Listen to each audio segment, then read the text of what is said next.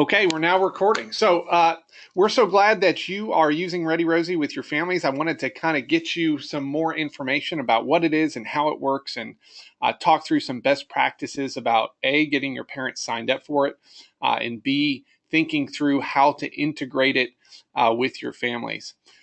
Nate, did you get a chance to distribute the worksheets that I sent over just earlier today? No, I'll do that tomorrow. Okay, that's fine. That's fine. But he'll put some sheets in your hands that'll help you kind of strategize a plan to think through kind of some deeper uses of ReadyRosie. But we'll talk through some of that here during our discussion today. So I'll go through this, and if you guys have any questions, let me know as we go through this. If we were sitting here with a 2-3 hour professional development with you, we would spend a lot of time talking about the research behind family engagement. But so as not to kind of get too into the weeds on this, I just want to highlight a few of these points. But we know that research has shown that family engagement is a predictor of academic achievement and social emotional outcomes. We know that families play a larger role in language development than even preschool teachers, and that's because A, they're there with them much more than they are at school, typically, and also because the context within which words are acquired in a young person's mind are best happen when they have the objects or the things that those vocabulary words point to, versus in a preschool setting where they might be using flashcards or something like that. So parents really play a huge role. One of the things that we try and do with ReadyRosie is just instill confidence in parents. And no matter the background of the parents, no matter some of the obstacles that they might have because of language barriers or lack of education themselves or lower income, that we really believe that parents have everything it takes to be the child's first and best teachers. And what we're trying to do is equip and inspire them with this resource. We know that teacher outreach to parents is related to strong and consistent gains in student performance in both reading and math. And finally, just to go through this, we know that family engagement is no longer an afterthought, and it must be a priority. So you guys know this. Any of you guys who have worked with children for a significant amount of time know that the kids that you get in your doors, you could probably, within a couple days of working with them, really see which kids had been read to at home, or which kids had parents that spent time on just some basic building blocks of literacy and math. And which haven't. So what we're trying to do is give you a tool that helps you really partner with your parents as educational partners in the education of their child. So Nate, have they had a chance to see any of these videos yet, or been exposed to it? Yes. Yeah, Yes. I believe more than half of them have already watched some of the videos. Okay, perfect. Well, I had sent Nate a separate web link that he can show you guys later. We don't have to go through that as part of this session, but um, what we've done is we've created hundreds of videos in English and Spanish, and each one is about 2 minutes in length. Every video that we have in English is also available completely in Spanish. Everything we have on our website that is in English is translated into Spanish from a text perspective. So it is truly a bilingual program for any of your Spanish-speaking families. Each of these videos models everyday activities that your parents can do in everyday situations. So here's just a screenshot of one from a parent talking to their child, playing a game with them, using things they find in their pantry. Here's a screenshot of one where you see a parent in the context of a grocery store. I mean, grocery stores are quite literally schoolrooms of activities with different shapes and sizes and colors and numbers and letters and words all over the place. So many things that can be done. And again, the idea is to let parents know that in the busyness of their day, when they're going about everyday activities, these really can be transformed into learning opportunities, and it doesn't take as much as they think. It's not a matter of having to sit around and think, now's an hour of school time with my child, but everyday situations, we want to give them tips and strategies on how they can be really engaging to their children. Here's an example of one that's done in a restaurant. Another one in a kitchen type of a setting. All of our videos, most of them are in the 3 to 5 range for the children that are being featured. But because we know that parents of 3, 4, 5, 6-year-olds also have littler kids at home oftentimes, we have a series of videos that are included in here as well that have feature parents with their 0 through 2-year-olds. So here's an example of a Spanish-speaking ready baby video with a child that doesn't even talk yet, and they're playing around with putting on shoes. Here's an even younger example of a child that can't even walk yet. So tons of videos, tons of examples. The whole idea is this gets pushed out to your parents. So the basic philosophy behind this resource is we want it to be demonstrated. That we could simply created a bunch of tips and activities and put them on an activity sheet and give them to you, and you can send them off to your parents. But we know for a lot of families that really learning comes best from seeing it demonstrated by parents doing it right. We had in our own community, my wife was hanging out with a family in the library, and they were talking about the importance of reading books to their children, and it became pretty clear that this mom had never done that before. So when my wife was encouraging her to do this, she said, yeah, I can do that. So she grabbed the book while her child was still about 5 feet away playing on Legos on the floor and said, here, Christine, it's time to read the book. And she proceeded to just kind of read the book to herself out loud to the child. Again, she had never seen it demonstrated for her. So we proceeded to kind of show her some tips and strategies. So that's what our videos are trying to do, is show parents the activities, not just tell them what to do. And because we're demonstrating it, so much more than the activity is able to be displayed. You're able to see tenderness and sweetness and eye contact and asking questions versus telling commands, and just great strategies that we're able to demonstrate through each of these videos. We also wanted to make a resource that was delivered. That it's not enough to create a bunch of great videos and put them up on a website and tell parents to go find them when they remember it, but we wanted to push out nudges to families on a regular basis. And so parents who sign up for this will get a message sent to them once a week with suggested videos and activities that they could do as a way of reminding them to take advantage of this resource. And what goes along with using digital technology as opposed to something like worksheets is you actually get data. You know who's signed up and you know basic information about their usage, so that becomes a benefit as well. Dignity is a big part of why we did it. As I said from the outset, we really believe in parents, and we believe that they ultimately want what's best for their child, and we really want to inspire them. One of our first school districts we worked in about 5 years ago in Richland, Texas, we got a chance to talk about the resource with a group of parents, and a mom who had been using ReadyRosie for a couple weeks came up to us crying. She was a Spanish-speaking mom. And she said in Spanish, I always knew that my child, there was a hidden genius in there. I just never knew how to draw that out of him.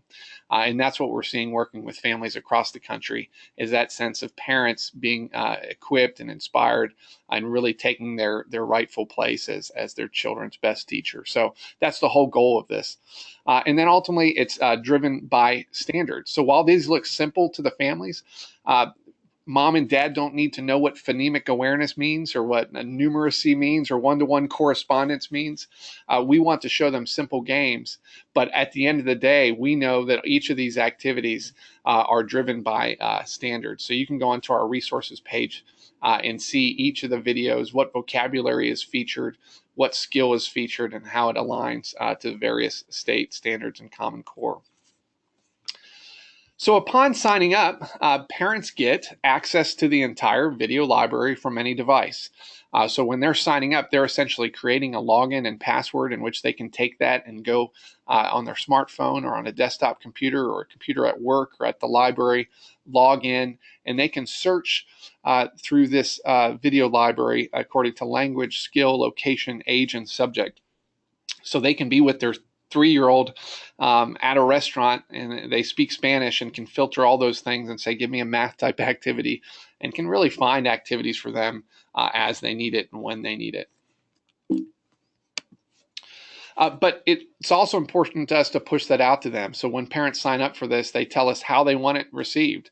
So they can sign up to get it by email, text, or both.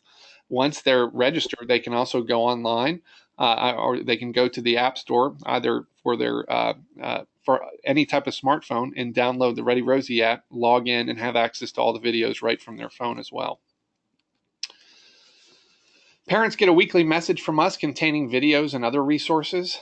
So they're going to see kind of suggested videos, oftentimes around a thematic idea or something that makes sense given the time of year that that's going out. And so parents can click on those videos, watch those, and do those activities with their children. Again, to be clear, this isn't a digital resource that we've created for children. There's thousands of apps out there to put in front of a child, and we didn't think we needed anything else to add to more screen time for kids. This is using digital technology in order to reach parents. So one thing as you're exposing this to your families to realize this isn't something for them to get and then hand the phone over to their son or daughter. This is something that equips the parents so that they can ultimately put down their phone and have some meaningful human one-on-one interaction with their children. That's the goal of all this. Although, as we'll talk about in a second, we do find that sometimes children like to co-watch it with their parents, and that we can even use those children sometimes to help build some of these habits into the family. They get more ideas and resources. So here is an example of a screenshot. Once they click on a video, they go to a video landing page. Again, the goal is to watch that quick video to do that activity with their child. But they're able to, if they want to dig into it even further, this is an example of a video in English, but if it was in Spanish, all of this text would be in Spanish. But it gives them suggestions on how to extend the activity. Their child really liked it and they wanted to dig into it a little bit further. Most videos also have suggestions on library book recommendations and suggestions on how they can adjust up or down depending on whether this was too difficult or too easy for their child. So getting started is pretty simple. I always encourage all the teachers and educators surrounding that are using this resource to register themselves. And it's a very easy registration process. You start by putting in your zip code, and then you are able to kind of create your own login. So as a teacher, if you haven't done this yet, register yourself so you see what your families are getting on a regular basis. And then you also know how the process works and can help other parents do it. 2 is get your parents registered. We've given Nate access to all of the resources that you guys have access to too, but we've got flyers and letters to parents and all sorts of suggested activities and ways to get the word out to parents on our website at our ReadyRosie.com/resources page. So get your parents registered. That's number 1. And I will say there, and as I've mentioned to Nate in the past, is that it's not enough always to just kind of give out flyers or put something at home in a folder. That anytime you have your parents there, whether it's a family night or parent-teacher conference or some other event, don't let your parents leave without getting signed up for ReadyRosie. So that could be as easy as you setting up a desktop computer at your school using tablets, or asking the parents to get out their phones, go to this registration link on their browser on their phone and sign up for themselves right there. So take advantage of those opportunities. And then finally, integrate ReadyRosie using some of our resources, which I'll talk through very quickly now. So ideas for teachers, you get to know the video library.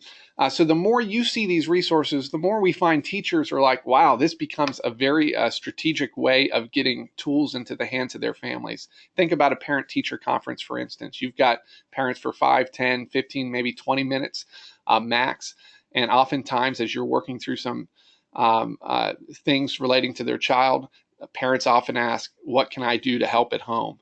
Now you have hundreds of videos to choose from relating to all sorts of different skills and subject matters that you now can suggest to your parents, and you can really tailor some activities for each of your parents. But the more you get to know what the video library is about and all the different activities, that's going to help you. So become familiar yourself. I mentioned we have ReadyRosie alignments to the standard guide on our resources pages. So this can help you as you're looking through those videos as well, see what relates to what. Something as simple as putting signs around your school or class or wherever parents are going to be frequenting. My 4-year-old last year went to a pre-K classroom where I had to go in and out the same door every day to drop him off and pick him up. And there was just a sign up there that the teacher had put that said, have you watched your ReadyRosie videos this week? And that was a reminder for me as a parent to know that what I'm getting on my phone or in my email inbox is connected to what my child is learning in school and help me build that connection. We've seen some schools that are actually using ReadyRosie to show it to the students at school. Again, that's not what it was originally intended to do, but what they've found is the kids then get excited about it, want to go home, encourage their families to watch the videos, because they end up knowing that this is going to trigger parents playing a game with them or doing an activity with them. Again, it's about building good habits at home, just similarly to how we deal with getting parents to read books to their children. The more we get children excited about it, the more they're able to drive the behavior of their parents and build those habits into everyday life at home. So similar to the ReadyRosie activities. I mentioned bringing it up at parent and teacher conferences as a way to think about integrating it. We also have resources for if you're hosting a math or literacy night, you can download our guide to see how to integrate ReadyRosie with that. We've seen schools do things like ReadyRosie walks, where they have stations around the room featuring different activities that are featured in some of our videos, where they'll show a video at a station, maybe have the materials there that are featured in the video, and have the families actually do the activity right then, maybe having an educator interact with them. But again, it shows a natural, fun way to interact with these videos. Thinking through what your existing family engagement efforts are, that's one of the worksheets that I think Nate will give you guys tomorrow. It talks through all the different types of typical activities you might already have, and thinking throughout the year how to use ReadyRosie in conjunction with them. Thinking about how you make it a part of your regular lesson planning. You're often thinking about what we're doing with the children, but to think about how am I intersecting this with the families as well. ReadyRosie can help play a part of that. And if you use aides or teacher volunteers, mentors, or other folks coming in to help out in the classroom, this might be something to get them signed up for too. Oftentimes they're taking a group of kids off to interact with them while you're working with one or more children. This is a great kind of professional development for them, or even first-year teachers to get a lot of great ideas on interacting with kids in this age group. So here is a link to ReadyRosie resources as well. If you just go to ReadyRosie.com, you'll see a link to that as well. But this has tons of ideas for teachers, all of what we've talked about and more, with plenty of activities on there. Also to let you know that you're part of a ReadyRosie community in which there's thousands of teachers around the country that are utilizing this, and much of the innovation that has come into ReadyRosie and new ideas and ideas of how to integrate this have come from teachers just getting creative and using this resource in new ways. So if you're on social media, I'd encourage you to connect with us so that you can connect with those teachers as well, learn from one another, and contribute some of your own ideas and success stories yourself. Of how to use ReadyRosie. So that was quick. Typically, I spend an hour or more presenting to teachers, but what questions do you all have?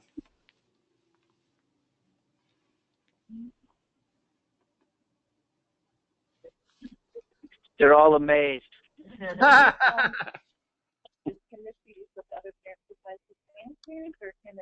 question was, can this be used by any parents, not just Latino or Hispanic families?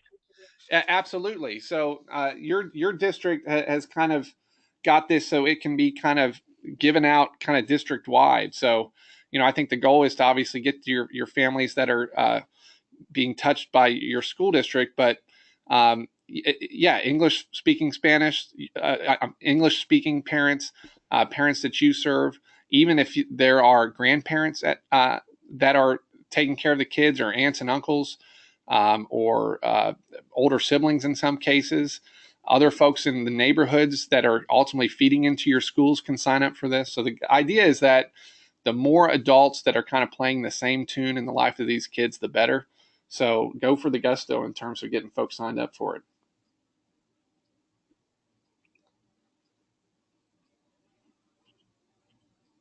All right. Well, thank you, sir. I really appreciate it. Okay. Thank you. Let me know if you guys need anything else. We sure will. Have a great afternoon. All right. You too. Bye-bye.